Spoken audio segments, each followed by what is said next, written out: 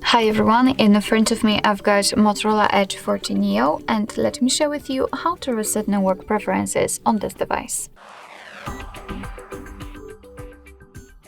So let's start with opening the settings, and then we have to scroll down to the very bottom to find the system. Now let's tap on reset options. And as you can see at the top, we've got the option we're looking for, so let's simply tap on it. And here, of course, your device is informing you that it will reset all network settings, including the Wi-Fi, mobile data, and Bluetooth. As you can see, you can also erase eSIMs, it's up to you, and then simply tap on reset settings. Of course, we will have to confirm it with our pattern. Your device will ask you if you really want to do it, because you basically cannot undo this action, so just tap on reset settings if you are ready. And as you can see, we've got this information that the network settings have been reset successfully.